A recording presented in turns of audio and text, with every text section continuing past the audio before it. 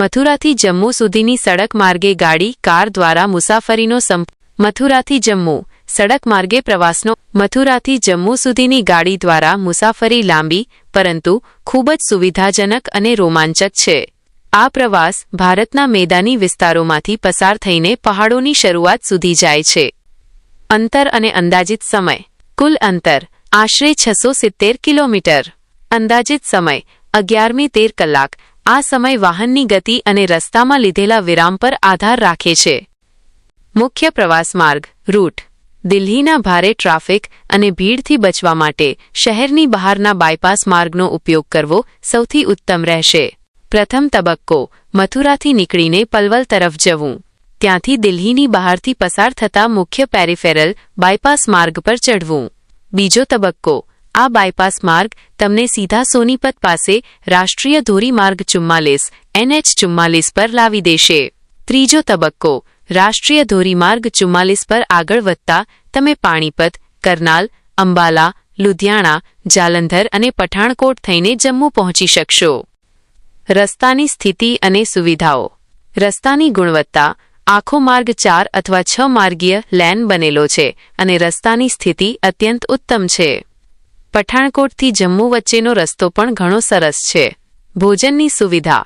આ માર્ગ પર ખાસ કરીને હરિયાણા અને પંજાબમાં રસ્તાની બંને બાજુએ ખૂબ જ પ્રખ્યાત અને સારા ભોજનાલયો ધાબા આવેલા છે જ્યાં શુદ્ધ અને સ્વાદિષ્ટ ભોજન તેમજ આરામ કરવાની ઉત્તમ જગ્યા મળી રહે છે.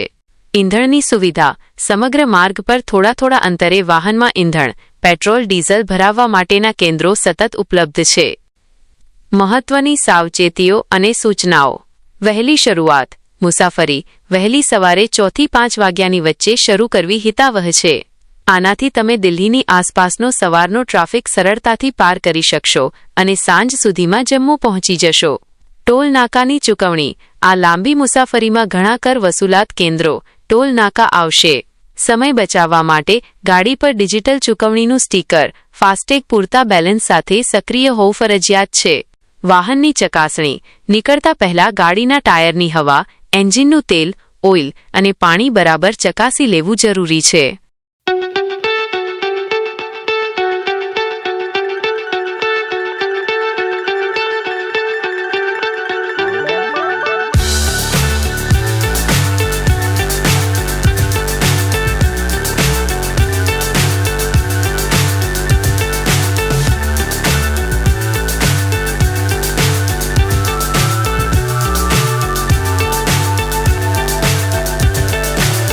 So high I'm hypnotized. What's up is down, what's left is right. Chasing stars and holding you. I can't see the end, but we'll see it through.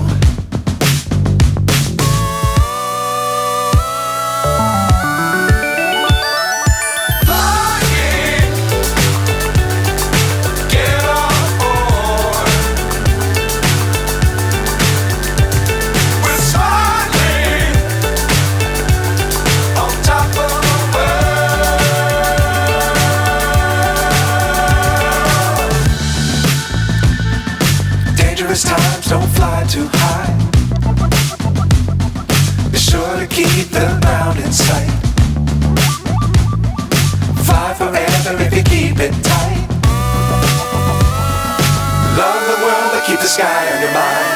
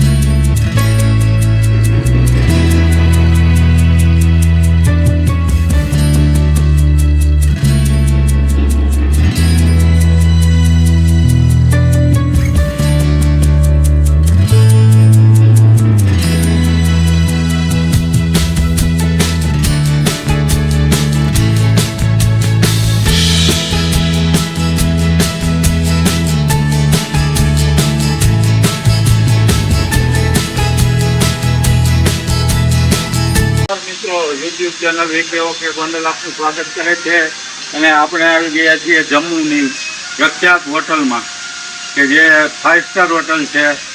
અહીંયા આપણે અત્યારે નાસ્તો કરેલો છે અને એના રૂમ પણ બહુ ભવ્ય છે અને બહુ મોટી ભવ્ય હોટલ છે. જમ્મુની પ્રખ્યાત હોટલ છે. તેથી આ હોટલમાં આપણે રાતવાસો કર્યો.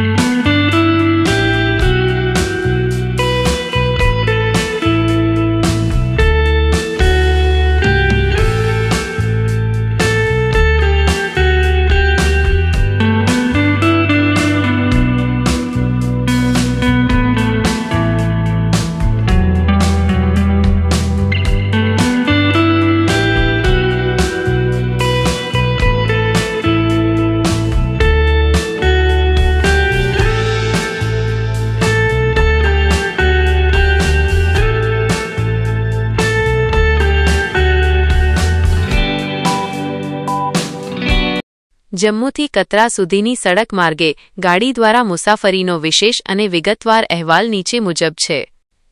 જમ્મુથી કતરા માર્ગનો વિશેષ અહેવાલ. જમ્મુથી કતરા સુધીની મુસાફરી એ પવિત્ર વૈષ્ણોદેવી ધામની યાત્રાનો પ્રારંભિક અને અત્યંત મહત્વનો ભાગ છે. આ માર્ગ મેદાની વિસ્તારમાંથી ધીમે ધીમે પહાડી વિસ્તાર તરફ આગળ વધે છે, જે સુંદર દ્રશ્યોથી ભરપૂર છે. અંતર અને અંદાજિત સમય. કુલ અંતર આશરે 45-50 કિલોમીટર. જમ્મુમાં તમે કઈ જગ્યાએ છો તેના પર આધાર રાખે છે. અંદાજિત સમય પહેલી 1.5 કલાક. નવો 4 લેન હાઇવે બન્યા પછી સમય ઘણો ઓછો લાગે છે. મુખ્ય પ્રવાસ માર્ગ અને રસ્તાની સ્થિતિ. મુખ્ય માર્ગ. આ મુસાફરી રાષ્ટ્રીય ધોરીમાર્ગ 144 NH 144 દ્વારા થાય છે, જે મુખ્ય જમ્મુ શ્રીનગર હાઇવે પર આવેલા દોમેલ નામના સ્થળેથી ફંટાઈને સીધો કતરા તરફ જાય છે. રસ્તાની ગુણવત્તા. જમ્મુથી કતરા સુધીનો આખો રસ્તો 4 માર્ગીય 4 લેન અને ખૂબ જ પાકો બનેલો છે. રસ્તા પર વળાંકો હોવા છતાં તેને પહોળો અને સુરક્ષિત બનાવવામાં આવ્યો છે. મુખ્ય વળાંક. શરૂઆતનો માર્ગ સપાટ છે, પરંતુ ઝજ્જર કોટલી અને દોમેલ નજીક પહોંચતા જ થોડો પહાડી અને સુંદર ઘાટીવાળો રસ્તો શરૂ થાય છે. માર્ગમાં જોવાલાયક સ્થળો અને વિશેષતાઓ. ઝજ્જર કોટલી આ માર્ગમાં આવતું એક જાણીતું પ્રવાસન સ્થળ છે, જ્યાં નાની નદી વહે છે. મુસાફરો અહીં થોડો સમય રોકાઈને પ્રકૃતિનો આનંદ માણે છે. પહાડી નજારો. જેમ જેમ ગાડી કતરાની નજીક પહોંચે છે તેમ તેમ ત્રિકુટા પર્વત, જ્યાં માતા વૈષ્ણોદેવીની પવિત્ર ગુફા આવેલી છે, ના ભવ્ય દર્શન રસ્તામાંથી જ થવા લાગે છે. પુલ અને બોગદા ટનલ. આ માર્ગ પર પહાડોને જોડી રાખતા કેટલાક નાના સુંદર પુલ પણ બનાવેલા છે. સુવિધાઓ અને ખાણીપીણી. જમવાની વ્યવસ્થા. આ ટૂંકા માર્ગ પર પણ ઠેર ઠેર સારા ભોજનાલયો અને ચા નાસ્તાની દુકાનો આવેલી છે. અહીં શુદ્ધ શાકાહારી અને વૈષ્ણવ ભોજન, લસણ ડુંગળી વગરનું, સરળતાથી મળી રહે છે. વાહન સુવિધા. જો તમારી પાસે પોતાની ગાડી ન હોય તો જમ્મુ રેલવે સ્ટેશન અને બસ સ્ટેન્ડ બહારથી સરકારી બસો, શેરિંગ ગાડીઓ અને પ્રાઇવેટ ટેક્સી 24 કલાક ઉપલબ્ધ રહે છે. મહત્વની સાવચેતીઓ. પહાડી વળાંકો. રસ્તો ઘણો પહોળો છે, તેમ છતાં પહાડી વિસ્તાર હોવાથી ગાડીની ગતિ મર્યાદિત રાખવી અને વળાંકો પર ઓવરટેક કરવાનું ટાળવું. Toll tax. આ માર્ગ પર બેન્ડ ટોલ પ્લાઝા આવે છે, તેથી ગાડીના ફાસ્ટેગમાં પૂરતું બેલેન્સ રાખવું. યાત્રા પરચી. જો તમે કતરા જઈને તે જ દિવસે ચઢાણ શરૂ કરવા માંગતા હોવ તો ઓનલાઈન યાત્રા કાર્ડ RFID કાર્ડ અગાઉથી કઢાવી લેવું હિતાવહ છે, જેથી કતરા પહોંચીને લાઇનમાં ઊભા ન રહેવું પડે.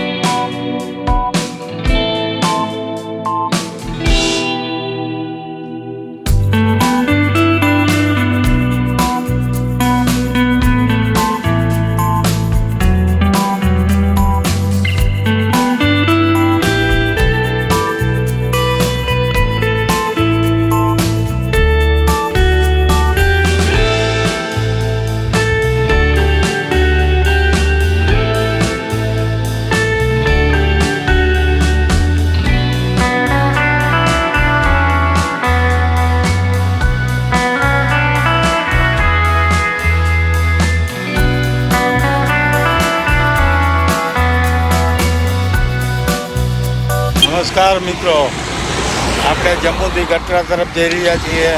તે રસ્તાના આ બધા સિનરીઓ છે. અરે મિત્રો, અહીંયા તો સ્વર્ગ ખડું થઈ ગયું છે.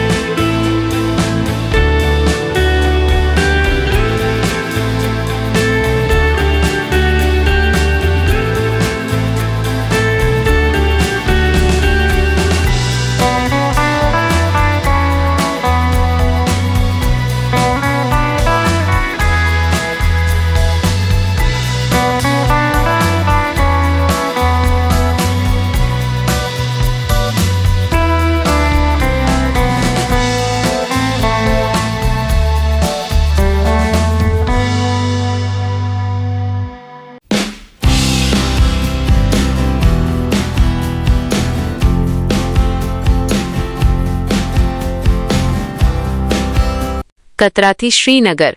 પહાડી માર્ગનો વિસ્તૃત વિશેષ. કતરાથી શ્રીનગર સુધીની યાત્રા એ માત્ર એક મુસાફરી નથી, પરંતુ કુદરતના અદ્ભુત નજારાઓ, વિશાળ પર્વતો અને અદ્યતન એન્જિનિયરિંગના નમૂનાઓમાંથી પસાર થતો એક યાદગાર અનુભવ છે.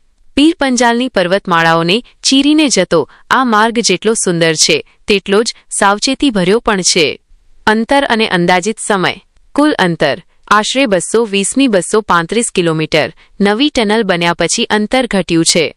અંદાજિત સમય 6 થી 7 કલાક. રસ્તાની સ્થિતિ, હવામાન અને ટ્રાફિકના આધારે સમય વધી શકે છે. મુખ્ય પ્રવાસ માર્ગ રૂટ. કતરાથી નીકળીને મુખ્ય જમ્મુ શ્રીનગર રાષ્ટ્રીય ધોરીમાર્ગ 44 NH 44 પર ચઢવું પડે છે. મુખ્ય પ્રવાસ આ મુજબ રહે છે. કતરા રાયટેરો ઉધમપુર, રાયટેરો ચિનાની, રાયટેરો નાશરી, રાયટેરો રામબન, રાયટેરો બનિહાલ, રાયટેરો કાઝીગુંડ, રાયટેરો અનંતનાગ, રાયટેરો પંપોર, રાયટેરો શ્રીનગર. માર્ગના મુખ્ય આકર્ષણો અને વિશેષતાઓ. આ માર્ગ પર ભારત સરકાર દ્વારા બનાવવામાં આવેલા અદ્ભુત બોગદા, ટનલ અને પુલ આવેલા છે, જે આ પ્રવાસને ખાસ બનાવે છે. શ્યામા પ્રસાદ મુખર્જી ટનલ, ચિનાની નાશરી ટનલ, આશરે 9 કિલોમીટર લાંબી. આ ટનલ ભારતની સૌથી લાંબી રોડ ટનલ પૈકીની એક છે. આ ટનલને કારણે પહાડોનો અત્યંત જોખમી અને વાંકોચૂકો રસ્તો બાયપાસ થઈ જાય છે અને મુસાફરીનો આશરે 2 કલાક જેટલો સમય બચે છે. રામબન અને બનિહાલ વચ્ચેનો ઘાટ. આ પંથક સમગ્ર પ્રવાસનો સૌથી પડકારજનક અને પહાડી વિસ્તાર છે. અહીં ચિનાબ નદીના દર્શન થાય છે અને ઊંચી ખીણો જોવા મળે છે. નવયુગ ટનલ, બનિહાલ કાઝીગુંડ ટનલ, આશરે 8.5 કિલોમીટર લાંબી. આ આધુનિક ટનલ પીર પંજાલ પર્વતની આરપાર બનાવવામાં આવી છે. આ ટનલ પાર કરતાની સાથે જ તમે જમ્મુ ક્ષેત્રમાંથી સીધા કાશ્મીર ઘાટીમાં પ્રવેશ કરો છો. શિયાળામાં ભારે બરફવર્ષા દરમિયાન પણ આ ટનલ રસ્તો ખુલ્લો રાખવામાં મદદ કરે છે. કાશ્મીર ઘાટીનો પ્રવેશ કાઝીગુંડથી શ્રીનગર. ટનલ પાર કર્યા પછી રસ્તો સાવ સપાટ થઈ જાય છે. રસ્તાની બંને બાજુએ સુંદર સફરજનના બગીચાઓ, ઊંચા દેવદારના વૃક્ષો અને કેસરના ખેતરો પંપોર નજીક જોવા મળે છે, જે મન મોહી લે છે. સુવિધાઓ અને ખાણીપીણી. ભોજનની વ્યવસ્થા. ઉધમપુર અને પટનીટોપની આસપાસ જમવા માટે ફેમિલી રેસ્ટોરન્ટ મળી રહે છે.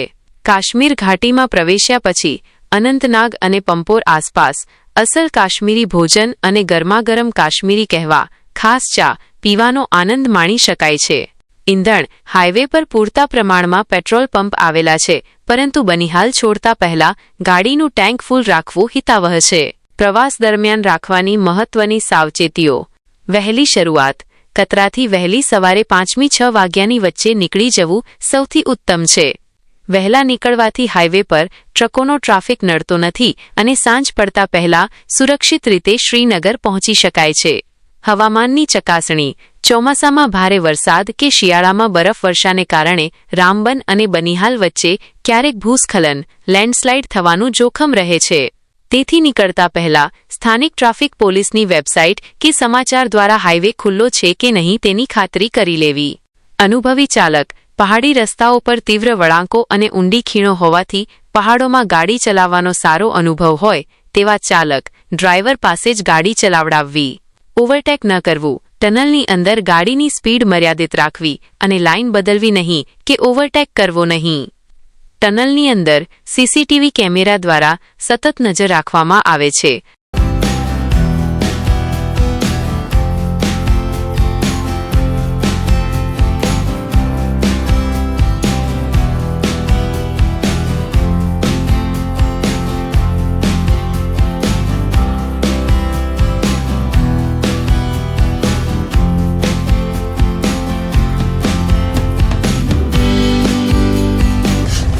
અત્યારે આપણે કતરાથી શ્રીનગર તરફ જઈ રહ્યા છીએ.